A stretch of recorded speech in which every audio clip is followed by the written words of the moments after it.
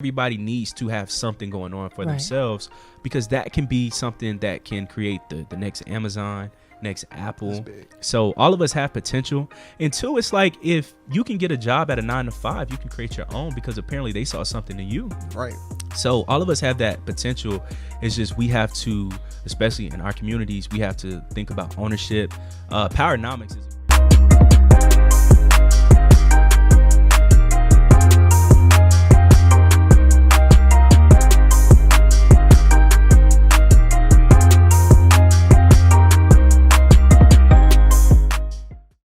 Hey, how you doing? I'm great. How are you? Happy I'm Sunday. good. Happy Sunday. Happy Sunday. Thank you. Danielle, thank you for coming onto the platform. This conversation is much needed, so I'm very excited for it. So thank you again. Thank you for having me. I'm so excited to talk to everybody today about, what we have in store. Thank you for having me. Awesome. Let's do it. Starting off, I followed your page. I loved everything that I saw. What inspired you to get started in entrepreneurship and teaching people about money, budgeting, financial literacy, all that good stuff? Thank you for the compliment, by the way. I also love your page, and I love the message that we're both sending to our audience. So thank you for the compliment there. Thank you. What started me, I always had the entrepreneurial bug when I was a kid. And so it started off really early. My mom was an entrepreneur, and I watched her, I posted the other day, more is caught than taught. So I saw her work ethic. I saw, what she did for our family. And I was the type of kid, I would do car washes and I would do candy sales. Yeah. And that's just how I was. And I keep that going even into adulthood. So the only way really, in my opinion, or rather the best way, is to create your own business, to have that financial freedom and flexibility in your life. That's truly the way to build generational wealth, because I realized that you can pass down a business to your kids, but you can't pass down your job. That's true. So having that entrepreneurial mindset, even as an employee, will serve you very well. That's amazing. And especially when it comes to budgeting, I love the information that you give, which is huge right now. So when it comes to people that's in our age group, how should we budget? What should we save? And how should we move when it comes to our finances? That's a great question. So I think it's really important to take it step by step, right? So when you're budgeting, you have to really take into account how you're currently spending. So you're going to look at your last 30 to 60 days of transactions and actually analyze, okay, what am I spending money on? What are the little drips that come out of my account on a frequent basis? And you have to analyze that with really an honest heart. I always say, a lot of people budget in their head, and that's when things may, come out that you're not necessarily expecting. Wow. And so I'm always a big proponent of having a written budget. So a written budget is basically a game plan for your money in advance. So you're following that budget. It's kind of like when you're in sports, right? Yeah. You have a game plan when you're out on the field or out on the court. It's the exact same thing. And guess what? Their goal is to win the game. Yeah. So your goal with the budget is to win with your money. So I would say my first step is to analyze those transactions and get on a written budget. Now, my favorite budget is called a zero-based budget. Okay. So you list your income from all of your income sources, and then you list all of your expenses, your rent, your water, your mortgage, all of your expenses, your phone, everything, even your fun. Wow. So date night or clothes or shoes or Black Friday, anything. Yeah. So you want to make that list, and at the bottom of that budget, everything is going to equal zero. And here's why. You want to make sure that you're saving in the right areas. You want to make sure that your fun is not, taking over your budget and completely disrupting it, right? Yeah. So those are my first steps, review that budget every week, every month, as frequently as you have to, but that's really how you get started. I like that. And I know when it comes to budgeting, sometimes some people, they can take it overboard. We can be too frugal, too cheap. So how do we make sure that we aren't too cheap sometimes as well? I love that, because I am not an advocate of deprivation. So a lot of times if your budget is way too tight, you won't follow it because it's too restricting, right? Yeah. Now, I say that with a caveat because there are some people who truly need to get on a rice and beans budget. Let's be clear. If you have severe money problems or you're constantly living paycheck to paycheck and not getting ahead. So I understand that in a certain sense. But for the most part, you want to live your life and enjoy your life. So time is one thing that you will never get back. So set aside that fun time with your family, set aside that fun time with your spouse or your loved one, or even, self-care. I think it's important to enjoy that time because you work very hard for your money. But here's the tip. Don't go bankrupt having fun. Okay? Yeah. Put that in your budget. Yeah, that's real. And on a previous podcast, and it was something that I loved in the interview when you said, don't let money control you, which is very, very big. And I know money, it runs the world, but how do we make sure that we aren't too caught up in it sometimes? It's funny because someone commented on that, saying that money is actually the worst master. And I really felt that because, right, when you allow money to control you instead of you controlling money, you make money your master, and it is the worst master you will ever have. So here's what controlling your money looks like, right? Just like we just said, getting on that written budget will truly, truly control your money because you're telling your money where to go instead of wondering where it went. Wow. Right. You're telling your money where to go instead of wondering where it went. So that's another reason why I like it to be written. So you can type it up on the computer, you can handwrite it, you can put it in Excel, whatever you got to do, as long as it doesn't live in your brain and then magically evaporate, okay? Just like your money. So I would say 3 things. Okay, here's my top 3 things to actually control your money and not allow it to control you. Number 1, get on that written budget. We talked about that. Number 2 is to set a goal for your money. We set goals in life. If you're a student, your goal is to graduate. If you're, an athlete, your goal is to win. So we have goals personally and professionally. Set a goal for your money. I want to have $1,000 saved by the end of the month, or I want to buy a home in January. Set short, medium, and long-term goals. I think that's really important way to control your money, because then you're like, oh, wait, we're off track. Let's regroup. Let's get back on this goal, right? And then my 3rd tip to control money is to generate more of it, right? Yeah.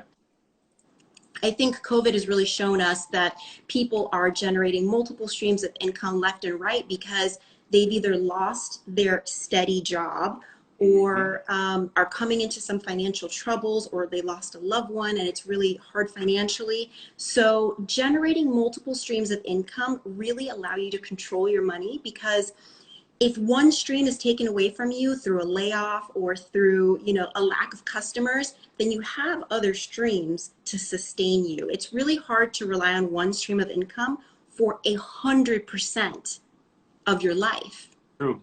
Yeah. Wow. Yeah, that's really true. So speaking on COVID, millions of people have lost their jobs, been laid off. But at the same time, it's people who's getting a bag right now, who's finding ways to diversify their income, and it's really, really cool seeing that. You yourself, a lot when it comes to the stock market, trading options. How can people get involved in that as well? I would say take time to educate yourself. Some people have a lot of downtime in this moment where they're finding themselves either, they can't go out or they can't do things like their normal life. I would say use, what's the word I like to say? There is no, there's a crisis going on, but it doesn't have to go on within your mind and within your business and within your finances. So going back to taking, there's a crisis going on in the world, but I don't want it to control your mind, your finances. I want you to be clear on maybe generating that extra stream of income or investing or trading in the stock market. So my tip for that is to get educated. I am a firm believer with my company, Intentional Money University, is to learn. to learn and grow and be intentional with your finances. So a way that we could do that is spending the time on the weekends to dive into books, dive into courses, dive into podcasts just like yours. You offer some really amazing content and great resources. So use this time wisely to really develop yourself into the business person that you want to be. That's awesome.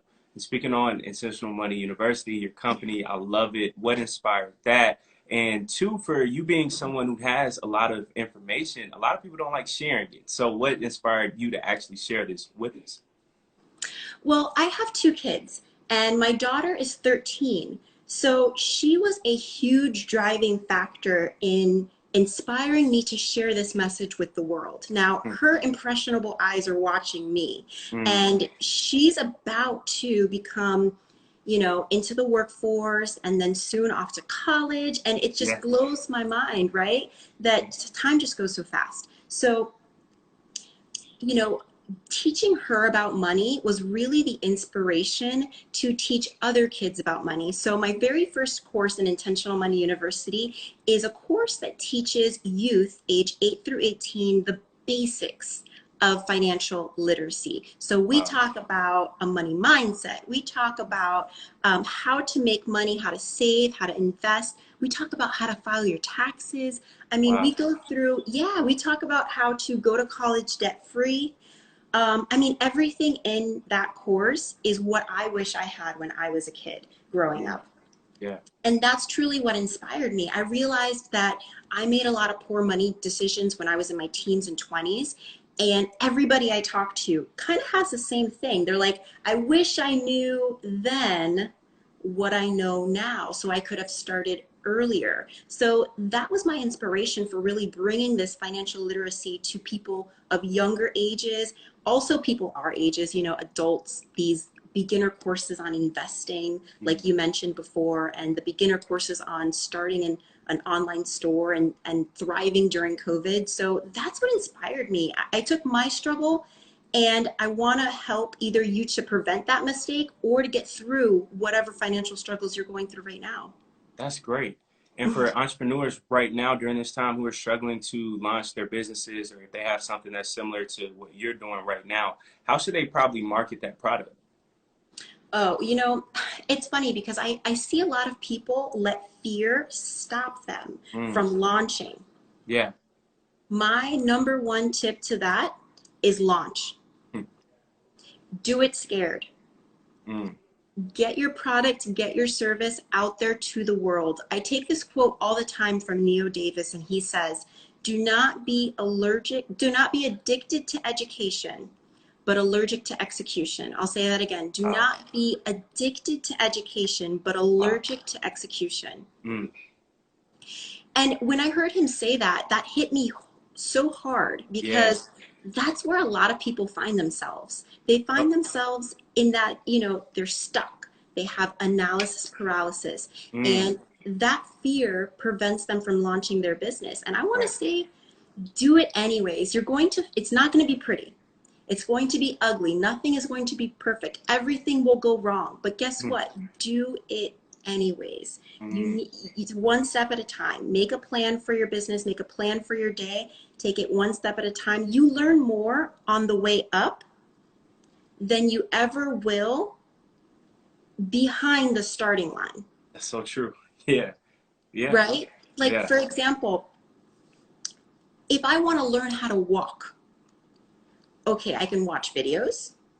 I can study how to walk, but you learn more by walking and falling than you ever will by reading how to walk. Yeah. That's a fact. Wow. That's amazing. Yeah. All that is extremely true, because I think that sometimes we as humans get afraid of failure. And I think, because of that process, it's like I might fail. So how do we get comfortable with just failing sometimes? It's never comfortable.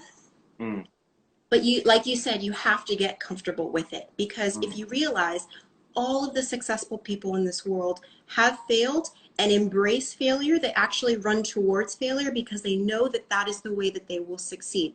Michael Jordan is a perfect example of that, right? Yeah. yeah, I don't know the exact quote, but he says he misses more shots than he's made or something like that. And he goes down in history as the best basketball player, you know, undisputed best basketball player in the history of the NBA. So when you look at it from those perspectives, everyone will have failure. And the faster, I know Gary Vee talks about this all the time. He's someone that I love to listen to. Is the faster you embrace failure and run towards failure, is the faster you're going to be successful. That's good stuff. That's good stuff. And when it comes to our money, how do we make sure that we aren't failing too much when it comes to investing? I know with the stock market is, I would probably say thousands of people I've seen who's excited about the stock market now and investing. And I have, you know, personal friends who are excited.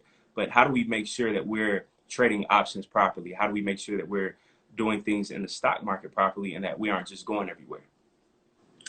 That is a great point. And it's funny because we were just talking about failure and then all of a sudden we're like, oh, but how do we not fail with our money? And a lot of people, are afraid to fail publicly because of an image, right? That's but true. They're also afraid, like pride and whatnot, but they're also afraid to fail with their money because that's rent, that's food, that's, you know. So I feel like when people are trading stocks and options and all of these different things, it hits them a little bit different. You know, when they lose their first $100 on an options trade. So I'll backtrack a little bit. When you're trading stocks, you buy a stock low and you sell it high. That's the very basics. When you're trading options, you hopefully buy low, sell high the same way. But if the stock goes completely upside down, you have the ability to lose all the money that you put in, right? So it's a little bit different from trading stocks. So whoever's out there watching who doesn't know anything about stocks, that's the primary difference. When you're trading a regular stock, if the stock goes down, you have time. You can hold it until it comes back up or you can average down. With options, if your contract expires, you may lose all the money that you put in. So my number one tip to avoid failure when you're trading stocks and options, very important. My number one tip is that it's impossible. It's impossible to avoid failure. Why? Because if it was easy to predict the stock market, or if anyone could predict the stock market, then we would all be multi-billionaires, driving yachts, sipping pina coladas, and all of that good stuff, right? Living the life of our dreams. So what do you do? If you can't predict the market, if you can't avoid failure, what do? You minimize your risk. You minimize your risk. And how do you do that? You educate yourself on how to trade stocks and options, number one, first and foremost. Then my second tip would be you always continue to educate yourself. It's a lifelong process. You know, you can't just take one course and then be set for life. That's true. Yeah, you know, I mean, just look at the most popular and the most famous lifelong traders and investors out there. They don't just sit on their laurels and think, okay, you know, I'm good, I know everything. You know, they continuously, and I use the weekends to do that. The stock market's closed on the weekends, so I use the weekends to really educate myself, listen to podcasts, read books like The Intelligent Investor. It's one of my favorite books. Okay. And so you learn, right? That's number one. Number two is you create a game plan for yourself and you never violate it. So what does that mean? You create rules for what type of trader and investor you are, and then you don't violate those rules. So let's say, for example, in your budget, so going back to budgeting, let's say, for example, in your budget, you have $100 a week that you want to play with in the stock market and really put into options, right? Now, if you're putting in $500 a week into the stock market and maybe you don't have enough money for rent and then your options trades go down, well, then you're violating your own rule. You're violating your own rule. So stick to your plan, because I don't want you to not be able to eat, not be able to pay rent, not be able to, especially if you're in debt. If you're heavily in debt, I want you to make sure you're sticking to your rules about what you're going to do with your money as in regard to the stock market. You know, like you were saying, a lot of people are getting into the stock market right now because they realize that this crisis has put a lot of stocks on sale. So, you know, educate yourself, take it with a grain of salt, do not invest more than you're willing to lose, all of those things. That's great. I love that. And speaking on debt, I know a lot of people, when we graduate from college, that we're instantly in debt. You'll get those emails like 6 months later. Hey, it's time to start paying up soon. So how do we maintain a lifestyle, even with paying student loans and even with trying to create more wealth, but then at the same time, as people who have to work a 9 to 5. So it's like I have to balance this, but I'm trying to make more money to get out of this situation, but I'm paying student loans. So how do they get out of those situations, if it's possible? It's absolutely possible. And I think that goes to mindset as well. Nothing is impossible. Nothing is impossible. If someone did it before, that means I can do it 2 times over. Nothing is impossible. So I love that you actually started off with that, because I myself am a class of 2020 graduate. Awesome. Congrats on that. Thank you very much. And my 6-month email just came. So I just chuckle because it is so true. It's almost like you saw my emails. I've experienced it. And I was an older student. So I finished my degree after having a husband and 2 kids. My daughter's 13. You know what I mean? Yeah. So I feel it. I feel it right now. Yeah. I love that you ask these questions, because I always circle it back to the budget, right? You can budget the money that you have, but you cannot budget to generate wealth. You need more sources of income to make more money. Right. Budgeting may, I take that back. Budgeting may make you aware of money in your income and your spending, that you can save money in this area, you can cut back in this area. So it'll feel like you got a pay raise, but in order to make more money, you have to go out there and find additional ways to make more money. So going back to the budget, right? You're going to realize when you're making that list of all of your income minus all of your expenses, you're going to realize, okay, am I spending too much money, or do I not make enough?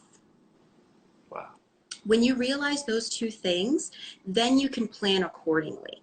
So if you don't make enough, obviously you can't cut back to a bare bones minimum 0, you're not going to eat for a week type of budget. But what you can do is control, okay, I'm going to cut back, but I'm also going to generate more. With this time of COVID and everyone, coming on social media to create additional streams of income, I mean, people are starting. Here's some ideas. People are starting a YouTube channel to create YouTube revenue. People are creating blogs. People are creating online stores where they're selling a product for buying it low, selling it high, and they're generating income that way.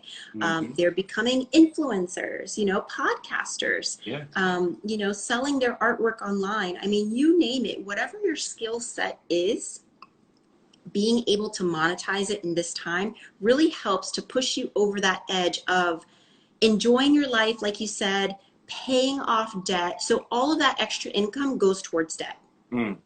So for example, I'm an affiliate marketer for these courses. So someone else created a course and I sell it. Pretty simple. Right. Very, very low cost way of selling a product. And all of that extra money goes to my student loan debt because it's extra income. That's good. And with you doing affiliate marketing, selling courses, that takes somebody who is a go-getter, a hustler. So what is that like, of having to sell something and knowing that I have to sell this? What is that like?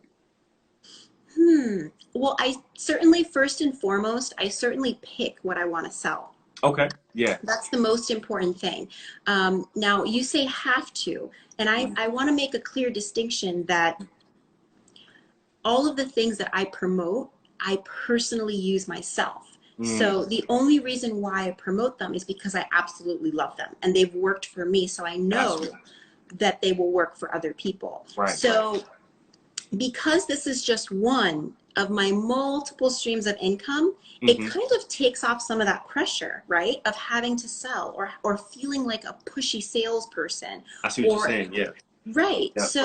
So when you have multiple streams of income, I have a 9-to-5 job. I monetize my social media. I have dividends coming in from my investments and my stocks. I'm an affiliate marketer. I have all these other ways. I also have an e-commerce store. So that kind of relieves the stress a little bit of, feeling like you have to force and sell. So I hope I answered your question. I feel like I Oh, went you a little did? Yeah, bit. no, that was really good. That was really good. And as a mom, someone who's graduated from college, an entrepreneur, all the streams of income that you're currently killing it at. I mean, you named like 5 to 6. So how do you balance all of that? Because I know that some people struggle who's single and doesn't have any responsibility struggle with finding time. So what advice do you have for us who's out there who struggle with just, creating time, just creating a moment to where you can feed into your business and income? I would say two things. Number one is get on a written plan for your day. And what I like to call it is a 6 most important things to do list. I love that. It's called a SMIT list. 6 most important things to do. So every night before you go to bed, you're going to write on a list. Number one, the first thing that you need to do the next day is the most important thing that you need to do for your personal life and for your professional life. Why? Because that's normally the thing that you're afraid to do. That's normally the thing that you procrastinate on. That's normally the thing that you don't want to do. So put it first on your list, you tackle it, and you move on to number 2. You go down the list and you make this list of things that you need to do for the day, and it helps you to prioritize and kind of have that time management. And number 2, I would say, is delegate. We can't do it all. Yeah. Let's not even try. The last thing that I want you or myself or anybody out there listening is to be miserable and burnt out and overspent in a lot of different areas. Yeah. So I would say find areas where you are happy to delegate something. So an area where I'm happy to delegate is my house cleaning. So I take, let's say, the house cleaning costs me $75 and it saves me 4 hours every week. That's a lot of time. Right. So all you have to do is sell something to cover that cost and you've bought back 4 hours a week. I like your thinking on that. Yeah, that's smart. So I'm happy to buy that because cleaning my house makes me tired. I don't like to do it. I like a clean house. Yeah. And I'm happy to pay back that time. What do I spend that time on? I spend that time in my business. I spend that time with my family. I do other things. Another thing that you could do is if you don't like cooking, you can buy those meals that are already pre-made for you. Meal prep done. That's an easy 6 hours you just saved in your week. Wow. From shopping, from cooking. If it is something that does not bring you joy or income, delegate it. If it doesn't bring you joy or income, delegate it. I think that's how parents, and also, like you said, people who are not parents, people who are just busy, that is how they get it done. If you look at all the top CEOs of different companies, what do they have? They have help. Yeah. Right? Time. Yeah. A team, a staff. A team, exactly. Yeah. So another tip I will say, my last tip is when you're in your business and you're struggling. So let's say I found this out the hard way. Let's say you are trying to create a logo for your brand new business and you're on Canva, which is a free website where you can create a logo and you're struggling. I mean, it is a tedious task. You feel like you're not creative and you're just burnt out just playing with this thing, and it maybe took you 6 hours and you still don't like your logo. Guess what? You just spent your emotional energy. You just spent your time that you're not going to get back. You just spent some aggravation. You're frustrated. You're frustrated. Exactly. Yeah. So delegate that as well. Find areas that you're not good at, that you don't want to spend your time. And I love how it's spent time, because it's completely spent. It's not invested time. There's a differentiation. It's spent time. It is not invested time. And I don't even want to talk about wasted time, because that's the worst. So we have those 3 types of time there. Get your time back. That was great. That was really good. That was really good. And what you said, that was a very powerful word, emotional energy. I like that. For entrepreneurs and businesswomen, business people, how do we conserve our emotional energy? That's a tough one to do because it requires daily discipline. I say it's tough. It's simple, but it's not easy. And I want you to understand the importance of doing that, conserving your emotional energy. First and foremost, if there's any type of negativity in your life, whether it's personal finance, whether it's business, whether it's a friend, a family member, block out all negativity. Gone. Set it to the side, because that is the first way that you can protect your emotional energy when you're dealing with your finances and you're dealing with business. First and foremost, remove any negativity. I want to go to some mindset tips that actually really helped me. Please.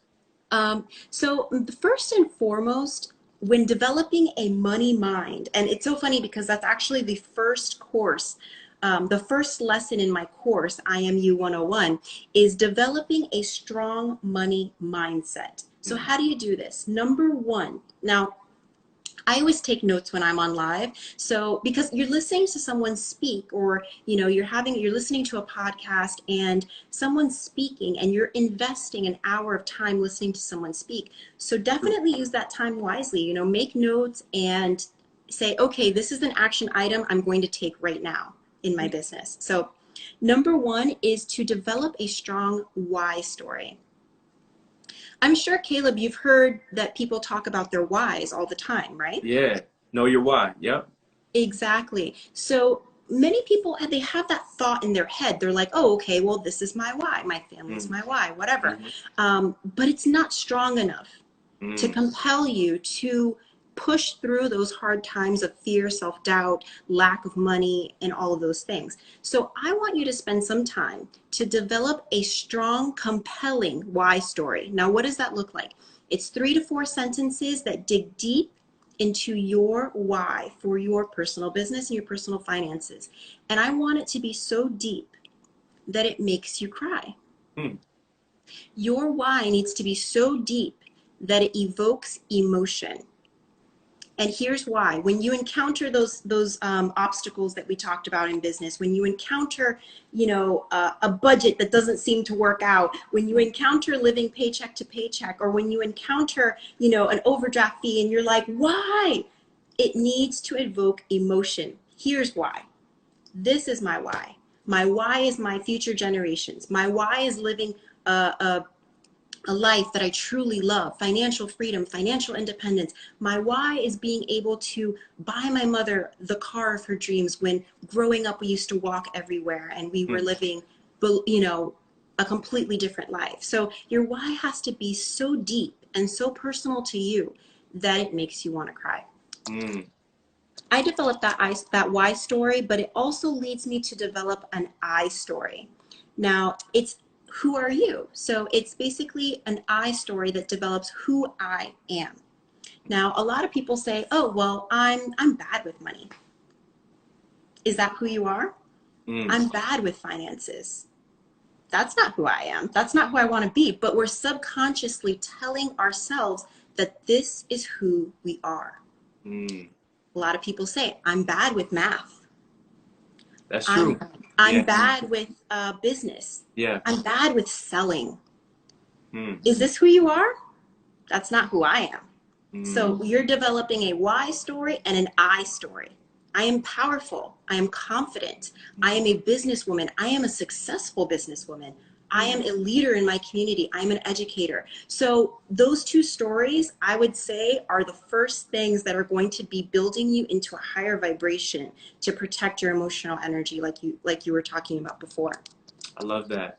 On your page, I also love how you talk about mindset, just like how you said just now, affirmations, writing things down. What's the importance of us writing things down, visualizing it, seeing it? Because I started writing down goals, I'll probably say 2 years ago. And ever since I've been doing that, things happen. So what's the importance of us writing it down, seeing it, and then constantly just playing it in our minds? Well, you certainly want to live in your vision and not in your reality. You certainly want to live in your vision and not in your reality. And I say that because you may be a work in progress. I feel like we all are at certain stages in our lives. Right. And if you are constantly feeding yourself negative affirmations, then you're only going to attract more of that. Now, you look at your surroundings and you say, I hate this furniture. You know, I'm never going to get out of debt. And you say all of these negative things in your life. Well, you're only going to repeat the cycle that you're speaking about. So I say an important thing about money mindset, just like you said, is having those positive affirmations, positive things that we say to ourselves. So let's say you're calling your best friend on the phone and you're like, oh, I'm having a bad day. I need some help. What are they going to do? Are they going to say, yeah, your day sucks. Like, what are you doing? You know what I mean? No, they're going to say, you can do this. You got this. You know, think about it in this way. They're going to speak positively into your life. So my number one thing that I do is positive affirmations are you being your own cheerleader in that respect. So think positive things that you say to yourself. I love those positive affirmations, and kind of like what you said, writing goals down, having a vision board in front of you, you know, pasting pictures on your wall or on a board of things that you want to bring into fruition. Those are really important for your mindset, because as you're looking at your goals, like that you wrote down that you're talking about, and you're looking at your vision in front of you, your mind is subconsciously going to work for the things you want to bring into your life. And my last tip on that would be hang around positive people. I know we talked about that a little bit, removing negativity from your life, but you really don't need that. At this point in the game, you're trying to build wealth, you're trying to get on a budget, you're trying to build a business and build things for your life to reach your goals. Stay around anyone who's going to put you 2 steps back. That's good.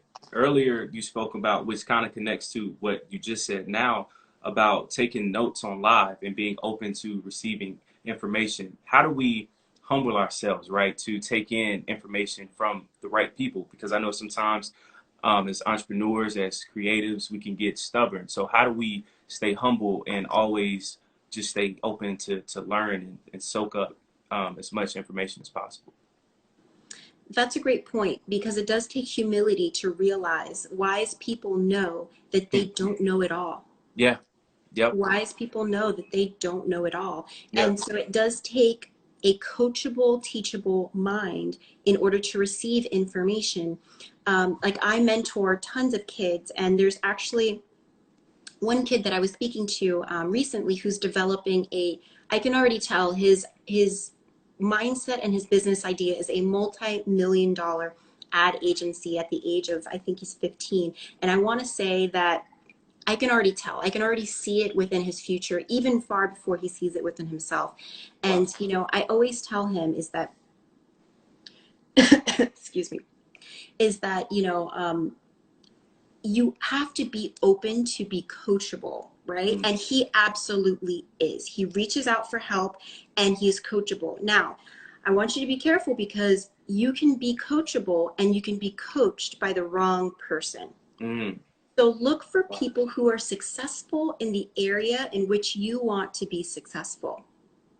So you're looking for people who are already putting in that work, who are already successful in areas where you want to win, where you possibly struggle. And so for him, I coach him on his money mindset. I coach him on overcoming objections and overcoming that fear. So you want to be sure that you're not following a parked car. I like that. You're following a freight train. You're following somebody who's barreling down that path, you know, busting open doors, who is successful and who is in motion. You know, people can preach and teach to you all day long, but if they don't follow what they preach, it really doesn't make sense. So pick who you're listening to and being coached from wisely. It's also like protecting that mental space.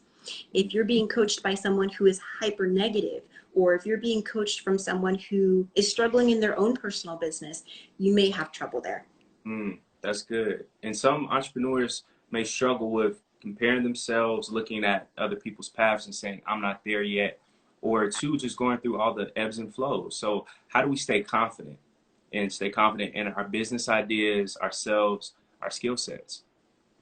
It's important to be confident. It's important to portray and exude that confidence, right? Because one way that I remain confident in my business is that I know within my heart of hearts that I have a product or service that will help and serve millions of people all over the world.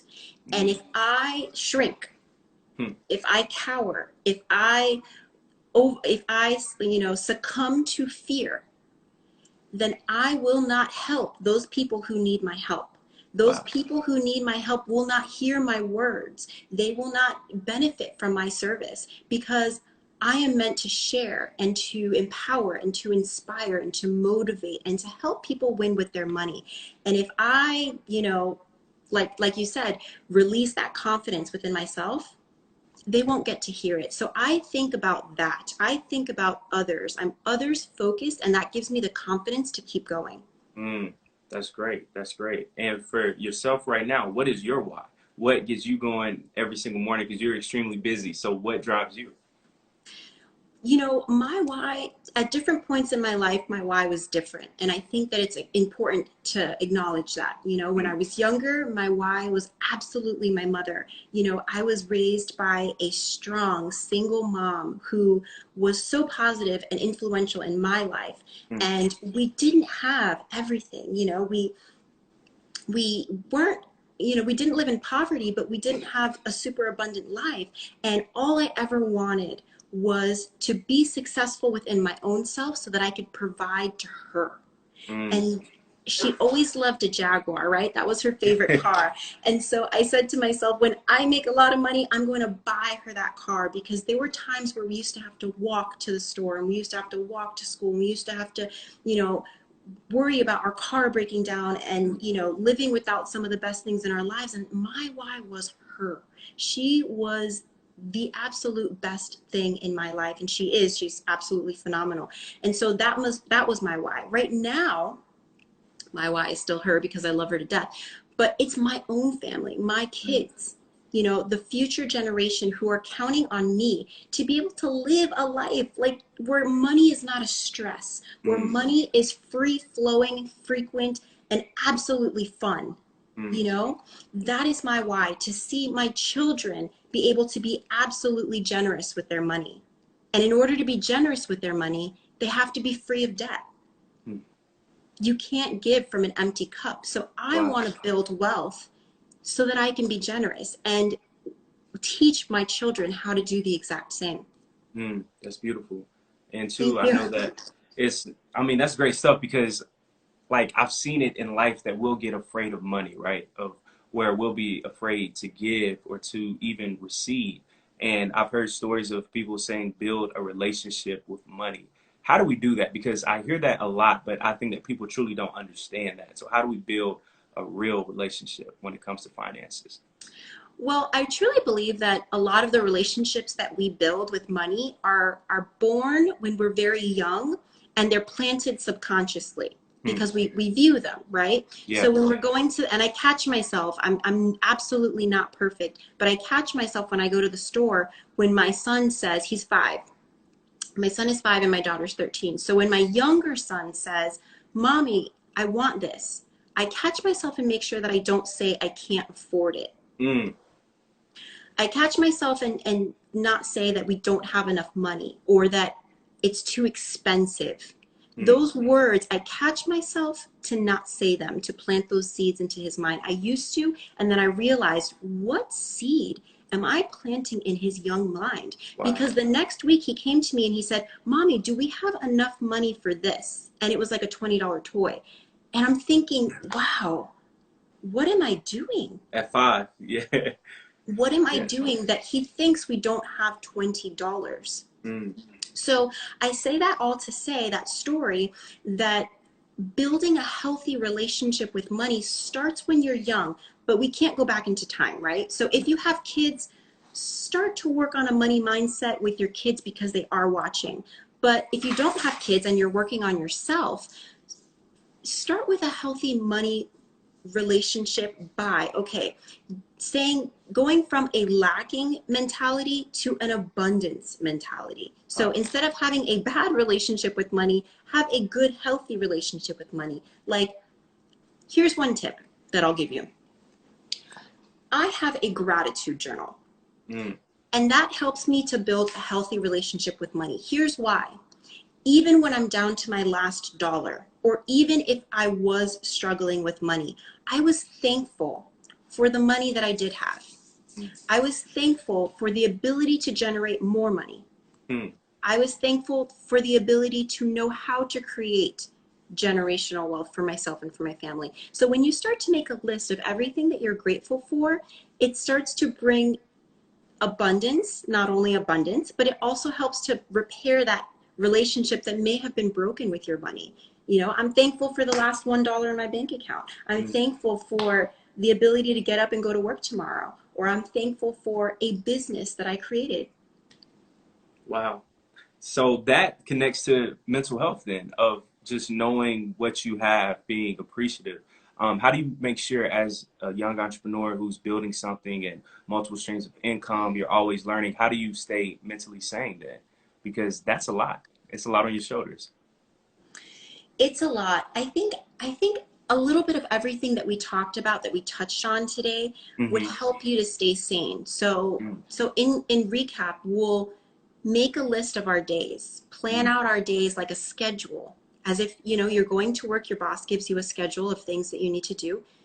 Get a schedule for yourself. That helps you to stay sane when you're focused on the next objective, right?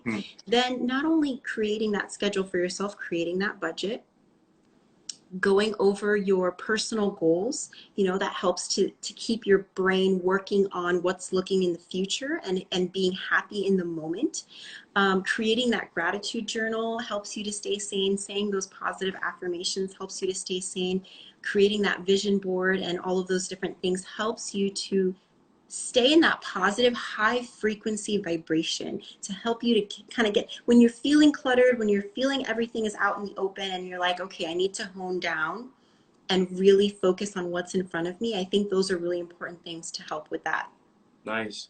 Earlier, you were dropping a lot of gems when it came to the stock market, options. Right now, what should we be looking into, or what should attract us when it comes to knowing which companies to invest in, when we should pull out? Just pretty much like how we should move when it comes to stocks.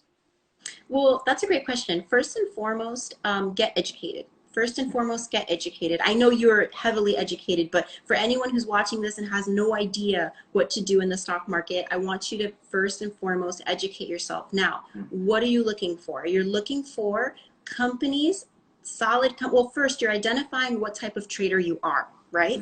Are you a long-term investor? Are you a trader? Someone who swing trades stocks, so you buy one day and you sell another day? Or are you an options trader? They all have different mindsets. So identify what area you want to learn more about and go to work educating yourself. Now, what I do, now I'm not an investment advisor or any of that stuff, but what I do in my own personal trading is I look for companies first and foremost that I use. So what does that look like? Because I'm a customer of that company, so I know about their business. I buy Apple products, you know, my iPhone and all of that stuff. And I also buy Nike shoes. I buy, you know, I buy from CVS. I go to Walmart. I go to Target, right? You think of all these places that you're personally a customer of, right? And then you look on Google, Yahoo Finance, all of those different websites where you can learn about the company and see what's their price, what's their trends, what are news about them, because the news impacts stocks like you would not believe. Wow. The stock could be a solid company, but you know, if the president tweets something and everything drops, I mean, you can't really control that or predict it. Yeah. So those are my first steps, is really getting, and I start with a list of 20. I make a list of 20 companies that I use and I love.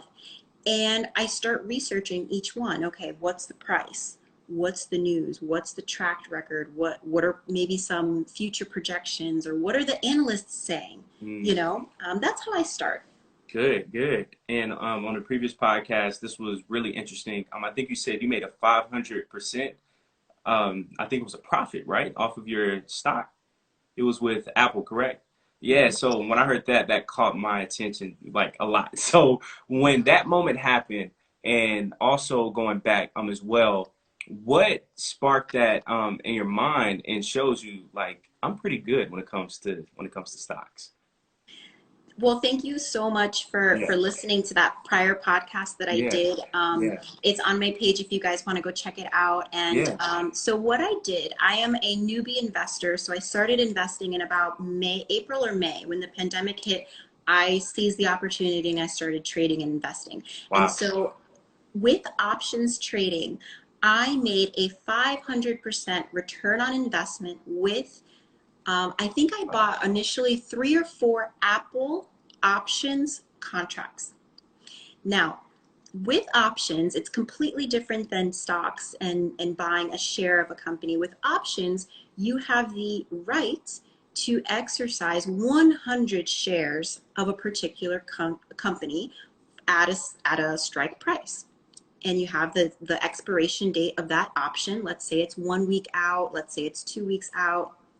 Let's say it's a month, 6 months from now. So Apple did a stock split. So they took their stock and they divided it into 4. That created a ton of buzz for the company. I mean, everybody was like, I think the stock was at $4.50 and then they were splitting it into 4. So now each share of the company was like $100 or something like that. Yeah. The exact numbers are not in my mind right now. So when that happened, everybody and their mom and their son was on Robinhood or on TD Ameritrade or on E-Trade, and they were all buying Apple like crazy. So what do? Well, what I did, this is how I got 500% return on that investment, was that I joined a community where it is like a huge, large group chat, and they all keep up to date with the news and they shoot out ideas. And that was actually an idea that I got from the group chat, is that, okay, the stock split is coming up in, I think, a week or 2 weeks from now. So you buy the contract low. Once all of the buzz and the crazy volatility goes completely through the roof, you sell it and you lock in your profit. I just so happened to buy at an amazingly low price. And once I saw that I reached a profit level that I was comfortable with, I sold it and I was so happy. So happy. I know you were. That's amazing. Seriously. That is beyond amazing. Also, lastly, as well, with what you do with the stock market, when it comes to your company, entrepreneurship, everything that you do requires stepping out of your comfort zone. So for entrepreneurs out there who may be afraid and somewhat hesitant, what advice do you have for all of us when it comes to being more comfortable with being uncomfortable? So you said the question is being comfortable with being uncomfortable or being invested in the stock market? So I was just saying, for you to even start investing in the stock market back in March, right? Yes. No, Gotcha. April or May is when I started. Okay, cool. And I was just saying that for some of us, when it comes to investing in the stock market or even with our businesses overall, that we get afraid of stepping out of our comfort zones. So what piece of advice would you have for us who hesitate on being uncomfortable? So that's a great question. And I have the perfect solution to that problem. So a lot of our fear and uncomfortable feelings come from not knowing enough. So we're naturally afraid of things that we don't know anything about. Right. So for me, the stock market was always so scary to me. But when I looked back at it, it was because I knew nothing about it. I knew nothing about trading. I knew nothing about investing. I had a 401k, but it was managed by someone else. Wow. So I was invested, for many, many years, but I never actually did it myself. And I thought to myself, why am I waiting? Why can't I just learn this information now? So I went to YouTube University and I got lost in YouTube University. And so I found someone who, like I said, find a mentor who is successful in the area that you want to be in. So I found this mentor. And the courses are actually all in the link within my bio. You'll see all of the stock market fundamental courses that I have. And those are the ones that I took that brought me these returns. And so I would say, if you're hesitant or uncertain about starting, get educated, get help, reach out to a mentor. That eases a lot of those feelings. That's good. You saved us a lot of time with that. a lot of failures that you don't even have to go through. That's That's what great. mentorship does. Most Absolutely. definitely. Danielle, thank you so much for all of your time, all the information that you gave. This was truly amazing. I loved it. It felt like I was in class just listening. So I loved it. Before we leave, where can everybody follow you, keep up with you, your business? And also, very last question, where do you see yourself and your business within the next 5 to 10 years? First and foremost, thank you so much for having me. It was really a pleasure talking to you, and your Likewise. podcast is full of amazing resources. So I want to thank you kindly for having me on. I feel Thank you. really honored to be able to talk to your crowd. You can find me, my website is actually danielleshirley.com. So it's my name, danielleshirley.com, but I'm also available on Instagram. You can follow me here. I have all of my financial resources in my bio. So, you know, going back to starting an online business, starting your investment journey in the stock market, real estate investing, vending machine business. I mean, all of it is there. Go check it out. And so your second question is, where do I see myself in the next 5 to 10 years? I see myself traveling the world with my family. I see myself financially free and independent. I see myself speaking to crowds all over the world of thousands and millions of people that I've helped and inspired and helped them get out of debt and create financial freedom for themselves and their families. That's where I see myself. Amazing. Danielle, what you do is needed. I appreciate it. I appreciate your time again. Keep doing what you're doing. The best is yet to come. Seriously. I love it. Thank you so much. And Thank same you. thing to you. Your podcast is truly amazing. Thank you. I know that you have some really, really great guests on that, you know, if you watching this have not seen his podcast, definitely go back to this page and watch the old podcasts, because I have gotten some serious gems from them as well. So thank you for the work that you're doing. Hey, that truly means a lot. Thank you. And you have a great Sunday. I appreciate it. You All right, too. Danielle. Bye.